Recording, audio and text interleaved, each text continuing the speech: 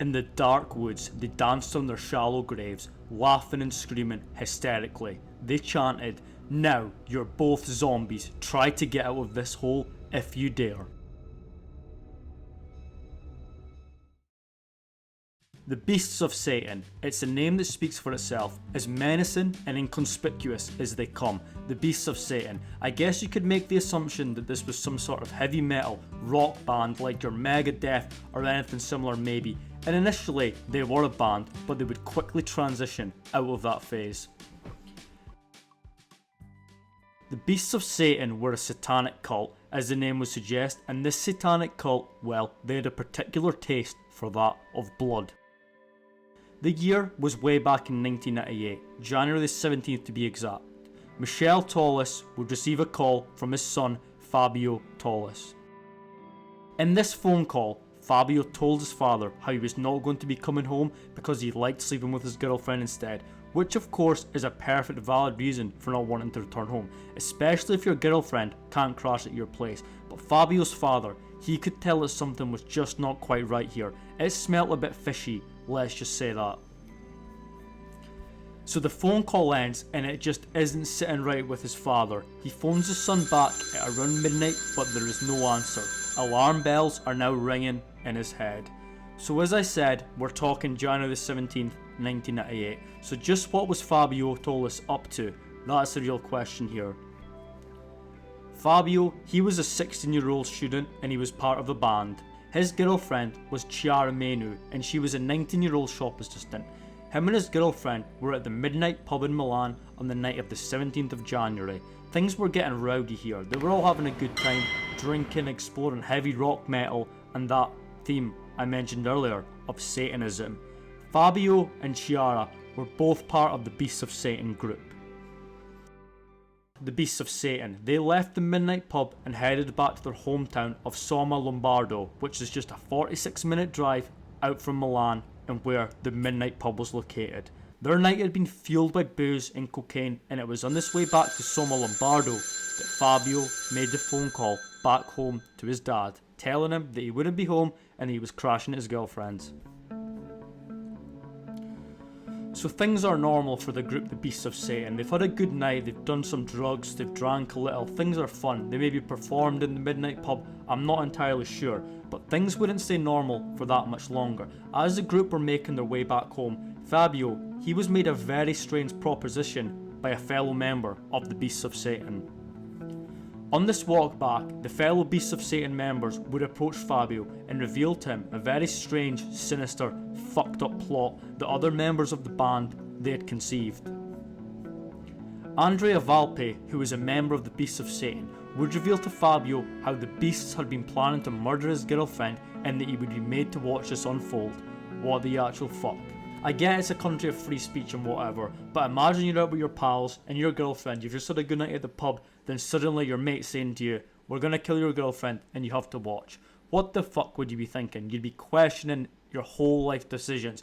Who are these people I'm mates with? Why are they wanting to kill my girlfriend? And why am I being made to watch? I can't even really imagine, to be honest, but yeah, this was the proposition that was made. So Fabio, being a good boyfriend and not a total piece of shit like the rest of them, said, "No, fuck that, you're not killing my girlfriend and I am certainly not watching that," and madness would then ensue. Fists flew everywhere. There were scraps under the full moon under the night sky on January 17th. Fabio fought valiantly to defend his girlfriend and himself, but he was up against the mob who had strength in numbers. They were fueled by alcohol and cocaine. They were ravenous, like a wolf under the full moon. Eventually, they were able to overpower Fabio with the help of a hammer, savagely raining down blows with the hammer to take down the big 6 foot, 200 pound 16-year-old.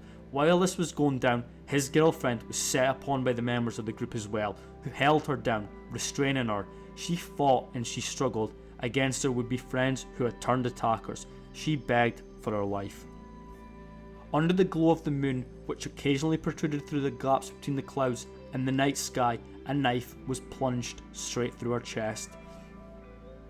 Fabio died from the blows of the hammer, and his girlfriend died from the stab wounds to the chest.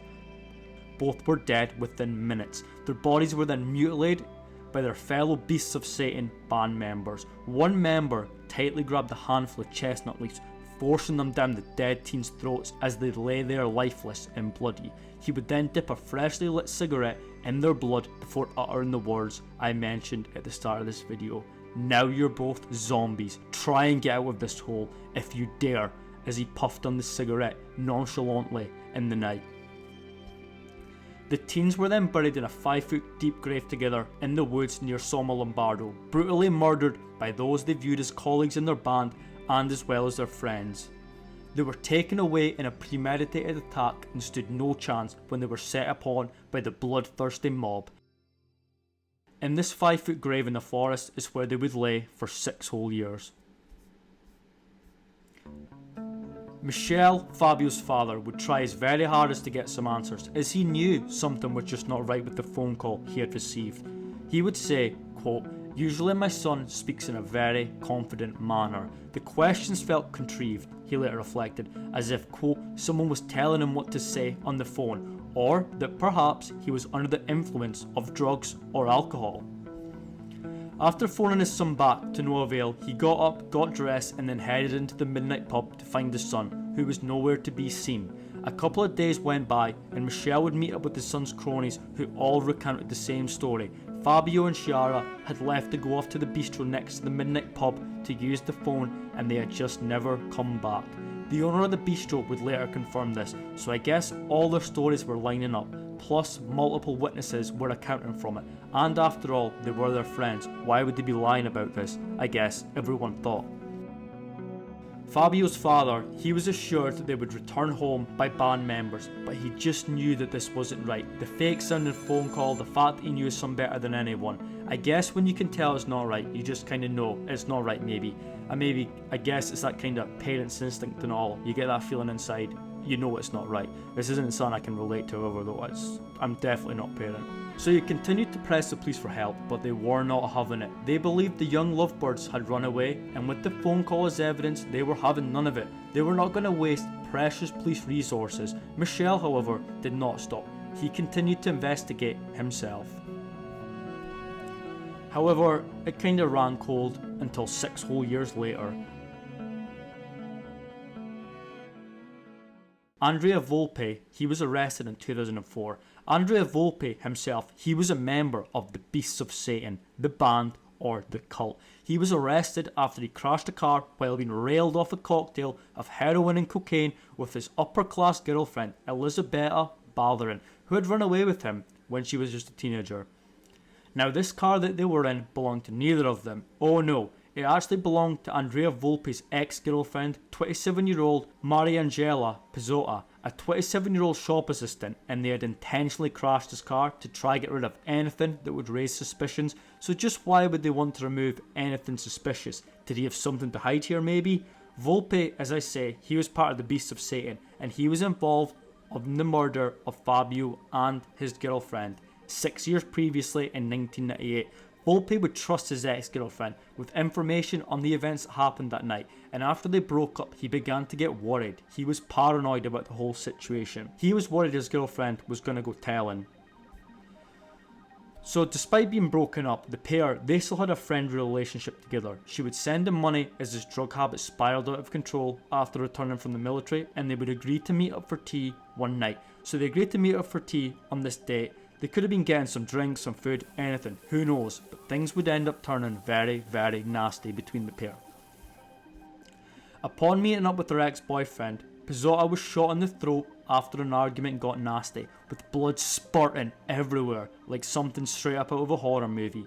Volpe would panic, realising that his shot in the throat was not enough to kill his ex-girlfriend, and he would end up phoning another member of the Beasts of Satan, Nicola Sapone, who was the ringleader of the Beasts of Satan. Sapone, he would show up to finish the job, although he would not exactly do that himself either. Sapone began slaughtering Volpe, ridiculing him for not being able to kill his ex-girlfriend. "You can't even kill a person," he yelled out, threatening Volpe. After this, the pair went on to mutilate Pizzotta's body with tools like a large heavy shovel before moving her body off to Volpe's girlfriend Ballerin's house.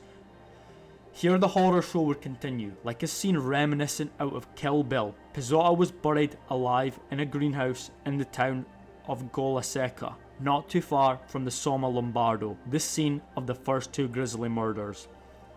Very, very fucked up. So as I say, the police had arrested the pair after destroying the girlfriend's car, and they wanted to question the pair about where she was and what on earth has actually happened here.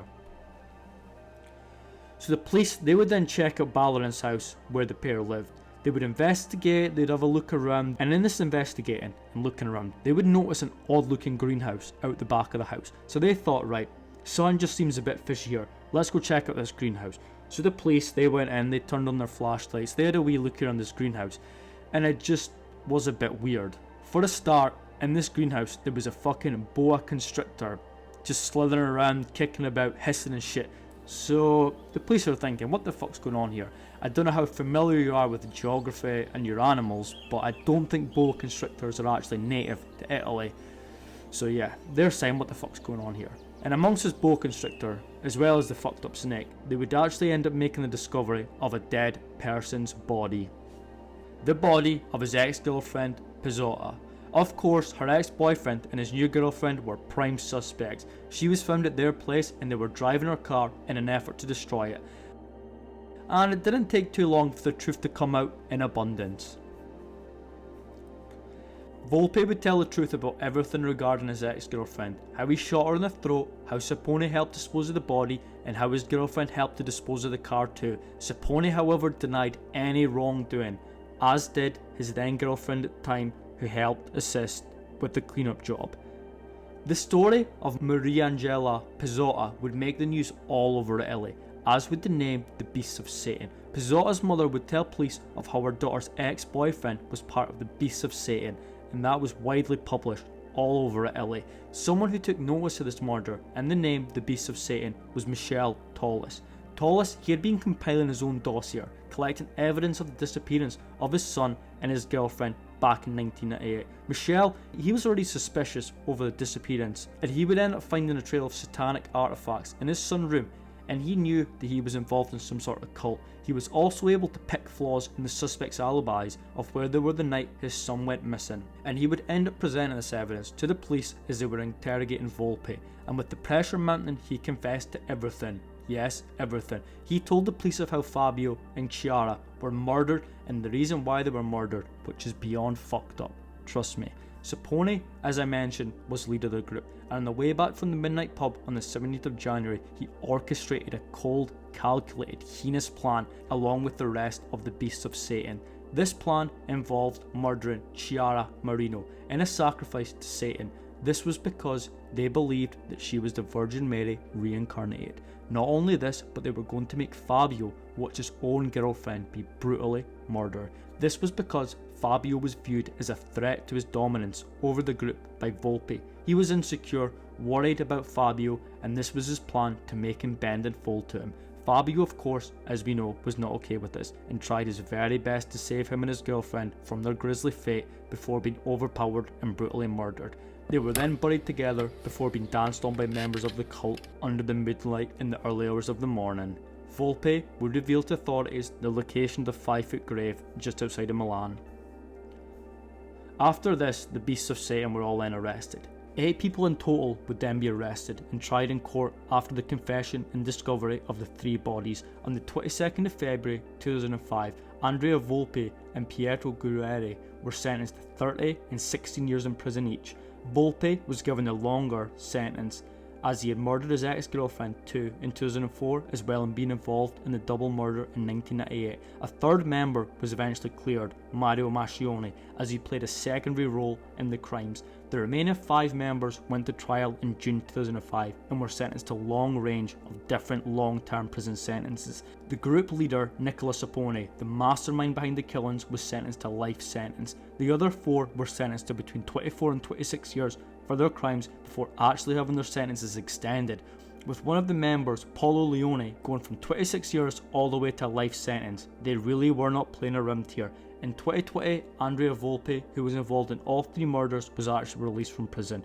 Now he is studying science of education. His girlfriend, Elisabetta Ballarin, who assisted him in disposing of the body of his ex-girlfriend and cleaning up all the evidence in 2004, she was jailed in 2006 for accessory to murder, but she too is now free and is in trying to rebuild a new life, reworking in a restaurant out in northern Italy.